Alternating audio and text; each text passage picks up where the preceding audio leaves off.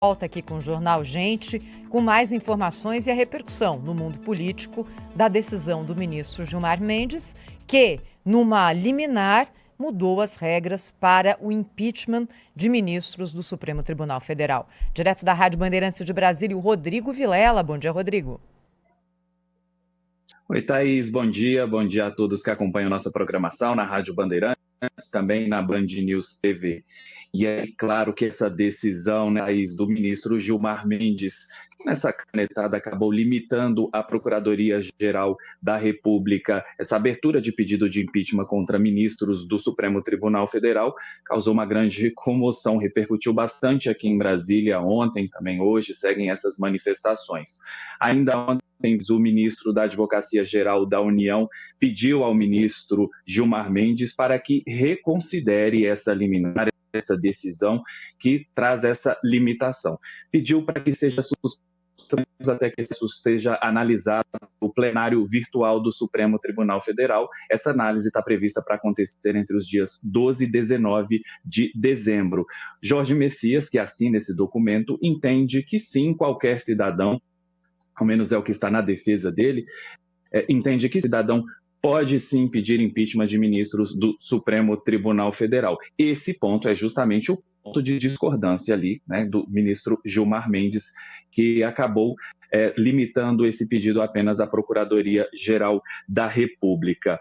Essa votação deve acontecer em plenário virtual, ou seja, os ministros não precisam se reunir no plenário físico, ter discussão, nada disso, apenas depositar o voto entre os dias 12 e 19 de dezembro. E aí, claro que isso também repercutiu no Congresso Nacional.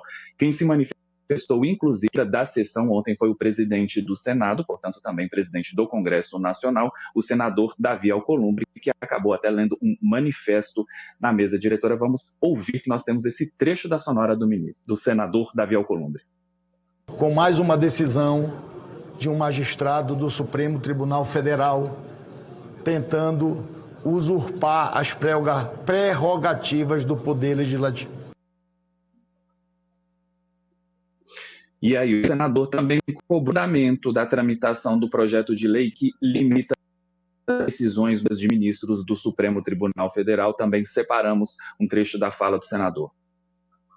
Não é, no mínimo, razoável que uma lei votada em duas casas legislativas e sancionadas pelo presidente da República seja revista pela decisão de um único ministro do Supremo Tribunal Federal. Somente uma alteração legislativa seria capaz de rever os conceitos puramente legais, sob pena de grave ofensa constitucional à separação dos poderes. O líder da oposição na Câmara dos Deputados, Luciano Zucco, do PL, ele inclusive defende uma emenda à Constituição para poder fixar, deixar bem claro a Constituição que cabe ao Senado, sim, essa abertura de impeachment contra ministros do Supremo Tribunal Federal. Também temos um trecho da fala do deputado. Está sacramentado no dia de hoje que o Supremo legisla, governa, julga, concentrando um poder nunca visto na democracia brasileira. Já o vice-líder do PT na Câmara, Pedro Uczai, saiu em defesa do ministro, contestou a oposição e saiu em defesa do ministro Gilmar Mendes. Vamos ouvir. Eles estão querendo falar que é escândalo, que é isso, que é aquilo.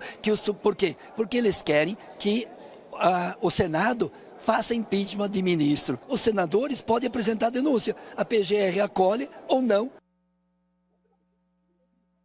O Procurador-Geral da República, Paulo Gonet, já tinha se manifestado nos autos desse processo e ele, inclusive, destaca que os pedidos protocolados por senadores não escondem o caráter retaliatório. Volto com vocês. Obrigado, Rodrigo Vilela. Vamos abrir espaço aqui para as manifestações do ex-ministro Aldo Rebelo, ex-presidente da Câmara Federal, que é colunista do Jornal Gente, está conosco nesta quinta-feira.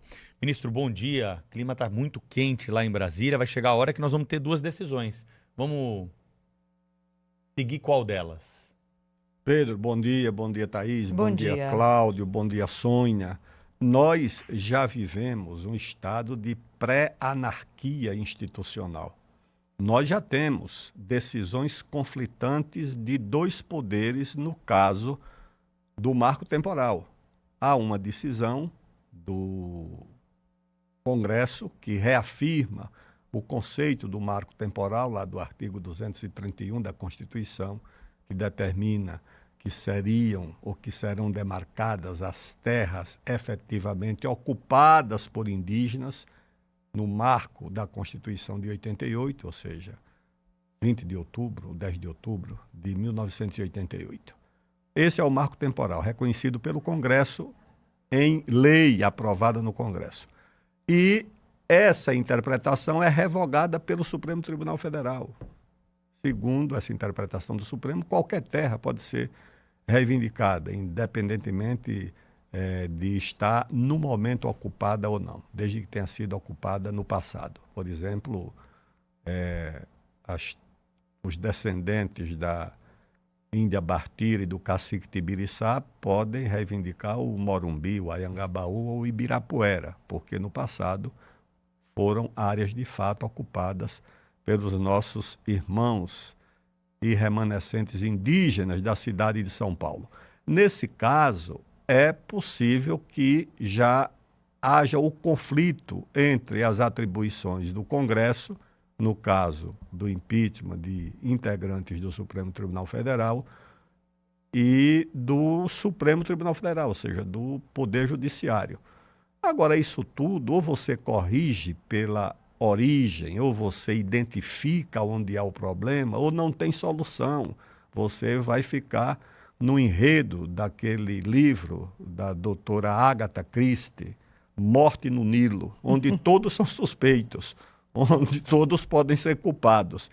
E, nesse caso, a origem é a nossa Constituição. Por quê? Nós fizemos uma Constituição num momento muito difícil da nossa vida política, logo depois do regime militar, com muitos ressentimentos contra os militares e com a busca, por parte das lideranças civis, de neutralizar aquela corporação que era muito forte, que governara o país por 20 anos, que eram os militares.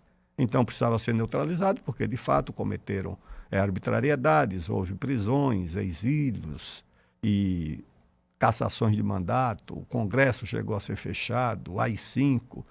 E as lideranças civis, todas elas, as conservadoras e as progressistas, criaram vacinas contra a instituição militar e erraram na dose. Por que erraram na dose? Porque empoderaram uma instituição, que é o Poder Judiciário, com atribuições absolutamente exageradas. Ou seja, transformaram o Supremo numa espécie de poder acima dos demais poderes. E criaram uma outra corporação que não existia, na forma, pelo menos, que existe atualmente, que é o Ministério Público Federal, essa Procuradoria-Geral de Tudo e Sobretudo, que é a PGR, a Procuradoria-Geral da República, que pode autorizar, inclusive, alguém que cometeu um crime, gravar o presidente da República. Então, o Poder Judiciário gravou o presidente Michel Temer, o Poder Judiciário gravou a presidente Dilma, e tudo isso permaneceu impune. Ninguém foi preso por causa disso, porque os responsáveis por esses crimes contra um poder que é o Executivo, imagina alguém gravar clandestinamente um ministro do Supremo. Pelo amor de Deus, vai cair um pedaço do céu. Então, você deu a essas corporações civis um poder exagerado, é um poder sobretudo, um poder completamente fora de controle, onde não há sequer hierarquia do ponto de vista funcional. Você tem hierarquia administrativa, no caso do Ministério Público Federal. A Polícia Federal tem autonomia de inteligência. Ou seja, cada delegado é como se fosse uma polícia federal, cada superintendência é uma polícia federal paralela. Ou você corrige isso, ou você vai, em nome da democracia, porque tudo é feito em nome da democracia, corromper a democracia.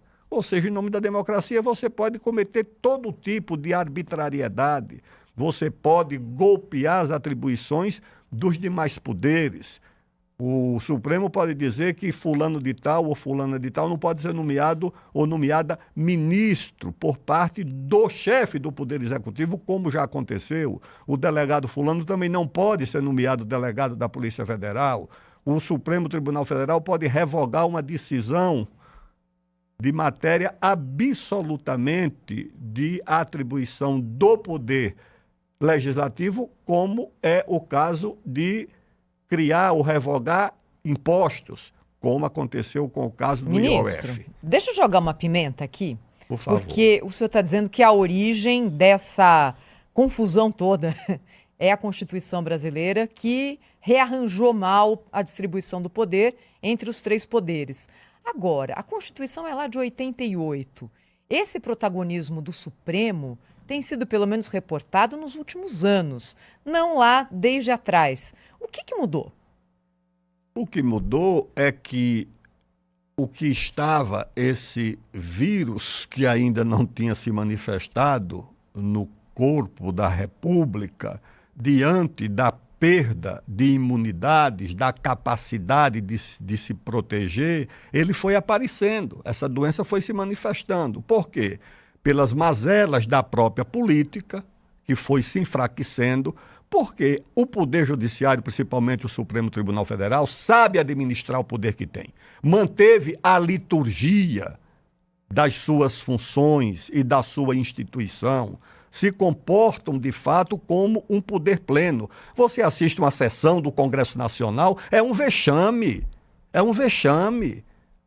inclusive no uso da língua portuguesa, no comportamento, na agressão que parlamentares cometem uns contra os outros. Isso degrada o poder legislativo, o uso vergonhoso dessas emendas secretas, tudo investigado lá pelo Supremo, pela Polícia Federal. Quantos serão acusados quando essa investigação vier à tona? Então o poder político foi fragilizado, o poder político, quando se divide, recorre ao próprio Supremo. Isso vem desde os idos do governo do presidente Collor, do presidente Itamar, do presidente Fernando Henrique. Quando um grupo perde uma votação na Câmara, o que é que faz? Não respeita a decisão do próprio poder que integra, apela para o Supremo. O Supremo vai ganhando gosto por esse jogo, dizer, não, tudo bem, manda para mim que aqui eu vou arbitrar. Uma hora você ganha, outra hora você perde. Quando o Congresso se vê derrotado numa matéria pelo Poder Executivo, ele recorre ao Supremo. E quando o Executivo é derrotado pelo Congresso, recorre ao Supremo. Então, na verdade, os 2 outros poderes da República, o Poder Executivo e o Poder Legislativo, foram transformando o Poder Judiciário, principalmente o Supremo Tribunal Federal, numa espécie de poder moderador, de poder que pode arbitrar, inclusive, as disputas entre intrapoderes, como no caso entre oposição e situação no Congresso, ou entre o Congresso e o Poder Executivo.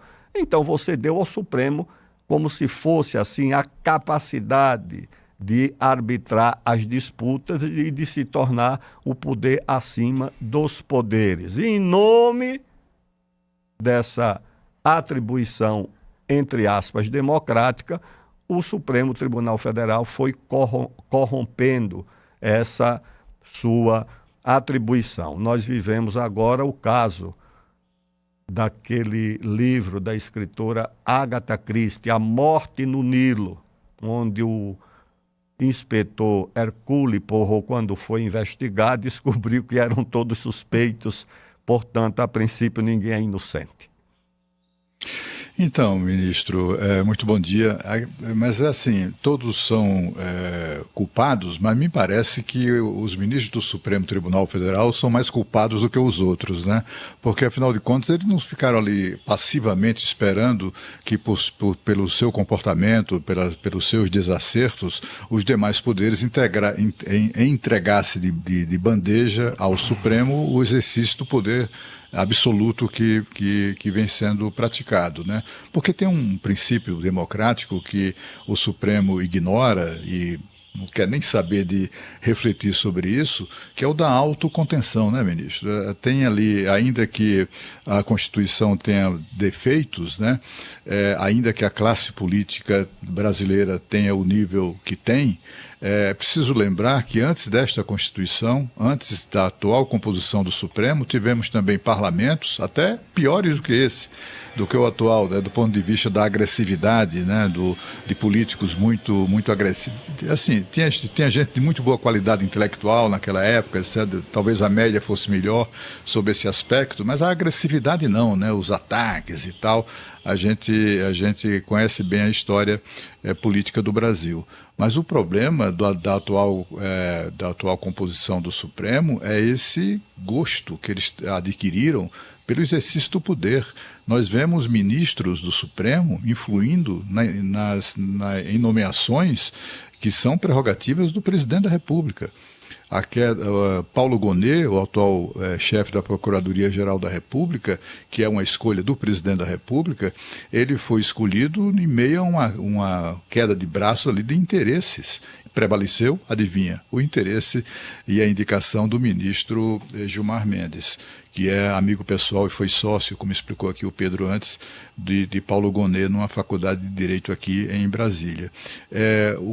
Como fazer para, digamos assim, eu não digo impor, mas para estabelecer uma certa autocontenção, sobre a qual, inclusive, falou 2 meses antes de sua posse o atual presidente do Supremo, ministro Edson Fachin. Parece que ele esqueceu isso rapidamente. O que fazer para estabelecer esse regime de autocontenção? Cláudio, o ministro Fachin não esqueceu rapidamente, ele esqueceu antigamente. O que houve entre os poderes foi uma espécie de perda do poder no exercício da função, do pudor, o pudor da função pública.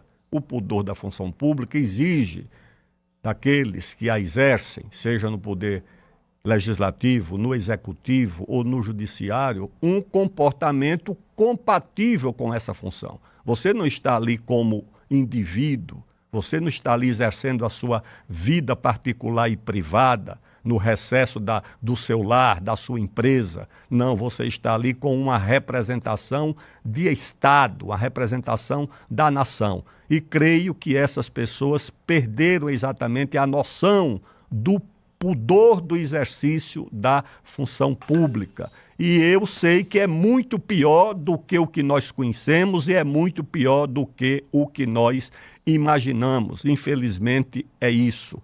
Agora, você veja, se o doutor Messias for aprovado pelo Senado, ele será o 11º ministro do Supremo Tribunal Federal a chegar à Suprema Corte, indicado pelo presidente Lula.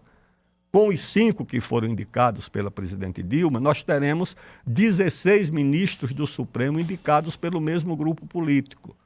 Agora eu pergunto, se por acaso o eleitor no próximo ano decidir mudar os rumos da República, mudar o governo, o país será governável com uma Suprema Corte, com essa correlação de forças? Eu duvido muito. Tudo que for decidido num executivo que não tenha, vamos usar aqui uma expressão muito suave, numa relação de convivência com o executivo, isso será revogado. Ou seja, o país se tornará ingovernável numa situação como a que nós vivemos hoje. É preciso que se diga isso claramente. Como é que você vai enfrentar essa situação? Como é que você vai corrigir essa deformidade? Como é que você vai corrigir essa morbidez política que cria instabilidade permanente, insegurança jurídica, insegurança institucional? Não é para a vida apenas do cidadão, das empresas, para a relação entre os poderes. Tudo se torna imprevisível. Tudo. O Congresso vota uma lei que amanhã pode ser revogada pelo Supremo. O próprio Poder Executivo, hoje, de forma assim, quase que aberta e despudorada, confessa que o Brasil vive um governo de corresponsabilidade entre o Executivo e o Judiciário. Porque você tome o caso recente, antes de ontem, o Congresso, ao derrubar os vetos relacionados com aquela lei do licenciamento ambiental, já apareceu o executivo dizendo que vai judicializar. E vai judicializar onde? Não é na vara de primeiro grau aqui da Justiça de Osasco ou de Guarulhos. Vai para o Supremo Tribunal Federal. E o Supremo Tribunal Federal, mais uma vez, vai arbitrar essa disputa entre o Legislativo e o Executivo e provavelmente, como soe acontecer, usando esse verbo antigo, vai dar ganho de causa ao Poder Executivo. Então, como é que você vai? Agora tem outra decisão. O governo anterior do presidente Bolsonaro fez lá um esforço de regularização fundiária lá na Amazônia, onde a irregularidade é porta de entrada para o crime. A regularização fundiária é uma exigência, pois isso está judicializado e está, mais uma vez, na mão do Supremo. O Supremo Tribunal vai decidir se o Brasil é ou não um país com racismo estrutural. É o Supremo. Se o Brasil é ou não um país inimigo do meio ambiente. Ora, quando você judicializa decisões que seriam do Congresso, sabe o que vai acontecer? Isso que me disse foi um ministro do Supremo. O que vai acontecer é que se você aprova que o Brasil é um país estruturalmente racista, você vai deixar o país vulnerável a ser submetido a sanções internacionais. Se o país reconheceu que é racista, a ONU vai fazer o quê? Punir. Você é um país racista, confessou, a sua Suprema Corte confessou, então você vai ser punido com sanções internacionais. Se você assumiu que o seu país é um país predador da natureza, inimigo da natureza, você será submetido a sanções internacionais por parte de qualquer organização relacionada com essa temática, principalmente das Nações Unidas. Onde é que nós fomos parar? Pelo amor de Deus, isso tem que ser enfrentado. Não há outro jeito. Agora, ofensiva de demarcação de novas áreas indígenas, inclusive onde não há índio, onde há ocupação econômica de gente trabalhando, produzindo, vivendo com dificuldades há décadas. Mas o Supremo Tribunal Federal pode fazer isso sem, inclusive, conferir, sem precisar visitar, viajar. Não foi assim na Raposa Serra do Sol? Decide, tudo bem, decide por causas, ou seja, não é a constitucionalidade ou não que está em jogo, é a causa. Se a causa, aos olhos do Supremo, é justa, tudo bem, pode ser alvo de uma decisão do Supremo, independentemente de ser justo, legal ou qualquer coisa. É essa situação que nós vivemos, meu prezado Cláudio Humberto. Ministro, que prazer estar com o senhor aqui na bancada, conversando, esclarecendo esse assunto muito sensível para todo mundo, né? Olha, eu estou fazendo aqui da Europa um levantamento sobre os custos do judiciário. Estou finalizando, mas assim, eu já posso dizer para o senhor de saída que um juiz, por exemplo, o Gilmar Mendes francês aqui, ganha entre 6 e 7 mil euros. Uma pesquisa recente do próprio Tesouro Federal elencou aí o nosso judiciário como o mais caro dentro de 53 países que foram pesquisados. Custo de 1,6% do PIB por ano. A média dos países do que foi analisado ficou em 0,4% do PIB, países desenvolvidos em 0,3% e em desenvolvimento 0,5%. Por que no Brasil a gente tem esses valores recordes, ministro? Porque as corporações governam o Brasil de fato. O país, como diria o Machado de Assis, o Brasil oficial e o Brasil real. O Brasil real é o Brasil do sacrifício, da concentração de renda, das dificuldades em se ter uma atividade produtiva. Isso foi denunciado pelo presidente Sarney, ainda em 1988. Ou seja, você criou uma Constituição que ofereceu uma série de direitos à população e aqueles que têm que trabalhar para garantir esses direitos foram bloqueados e punidos. Porque como é que você vai bloquear a atividade econômica?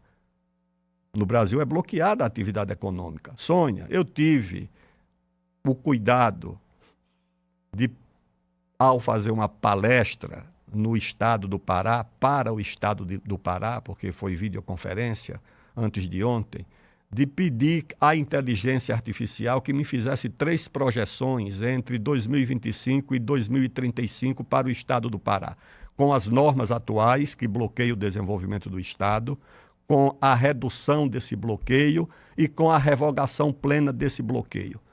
Em 10 anos, o estado do Pará, com esses bloqueios, permanecerá como um estado pobre, desindustrializado, exportador de produtos primários e com elevada concentração de renda.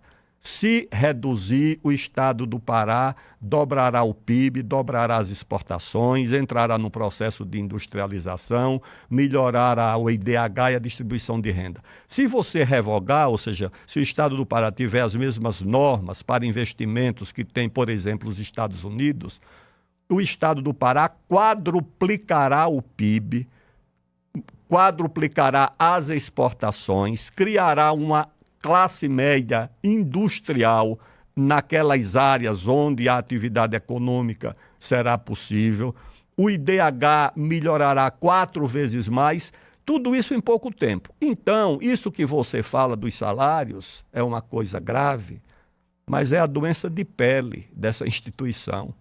A doença mais grave é o que ela prejudica o país, e não é só essa instituição, são as normas que essas instituições aplicam ou que elas protegem, porque, por exemplo, pelo Supremo Tribunal Federal, você não pode nem quebrar o sigilo bancário de uma ONG. Isso já foi pela 2ª ou 3ª vez bloqueado no Supremo Tribunal Federal. Todo mundo no Brasil pode ter seu sigilo quebrado. O Supremo investiga, ex-presidente da República, investigou vários, investiga juízes. Ontem mandou invadir uma vara da Justiça lá em Curitiba, prende o presidente da Assembleia Legislativa. Agora, o segredo do dinheiro recebido por uma ONG não pode ser investigado. Isso tem que ser bloqueado pelo Supremo Tribunal Federal. Aliás, e por que a ONG recorre ao Supremo para não ter as suas contas reveladas? Porque esses anjos defensores do meio ambiente querem ter o seu sigilo protegido. Porque, naturalmente, tem muita coisa ali estranha de dinheiro do exterior que vem para cá. Então, eu acho que o principal prejuízo ao país não é nem principalmente o salário dessas pessoas, que é uma coisa assim indecorosa. Indecorosa. Eu conheço de perto, eu fui secretário da Casa Civil aqui do governo de São Paulo, fui presidente da Câmara, sei como é que essas coisas funcionam, pessoal. É uma coisa absurda o que você tem de abuso. Não é o salário, é principalmente um recurso chamado de verbas indenizatórias, o 1/10 que é pago a essas instituições, e o que sobra não é devolvido para o Tesouro dos Estados. Um ministro importante lá do STJ disse, olha, eu já apelei várias vezes para que eles abandonem esses abusos, esse penduricalho, porque tá pegando muito mal. Um dia, eu ia fazer uma palestra, inclusive para desembargadores, e no avião que me conduzia ao estado onde eu iria proferir essa conferência, sentou do meu lado um cidadão que me abordou, me conhecia, e eu perguntei, o senhor faz o quê? Ele diz, olha, eu vou confessar para o senhor, tá certo? Assim, confessar, foi o verbo usado, confessar. Eu tenho vergonha hoje de dizer, tá certo? Só minha família é que sabe, eu não posso dizer. Pelos abusos, era um desembargador que ia do meu lado, mas ele disse que tinha vergonha dos abusos que o Poder Judiciário pratica em relação a essa questão dos salários. Mas eu acho que o principal prejuízo é o prejuízo de atrasar o desenvolvimento do país. Ou seja, de aplicar normas que bloqueiam o desenvolvimento do Brasil. Porque o Brasil desenvolvido, multiplicando a sua atividade econômica, as receitas de impostos, as receitas de exportações, a criação de empregos, a movimentação da economia, a riqueza gerada poderia pagar esses salários. O pior é o seguinte, é o abuso dos salários e o bloqueio da receita que poderia pagar esses salários e ajudar o país a melhorar de vida. Muito bem, recebemos aqui mais uma vez o ex-ministro Aldo Rebelo, tratando dessas questões importantes aí conosco, da principal notícia do dia. Ministro, prazer te receber, até uma próxima oportunidade. Um abraço, Pedro, um abraço. Obrigada. Thaís, um abraço, Sônia, um Obrigada, abraço, Cláudia, ministro. até breve. Muito obrigada. Aliás, o ministro citou a prisão do presidente da Assembleia Legislativa do Rio de Janeiro, né, Pedro? Que aconteceu ontem. A gente vai te contar os detalhes na sequência aqui no Jornal Gente. Rede Bandeirantes de Rádio.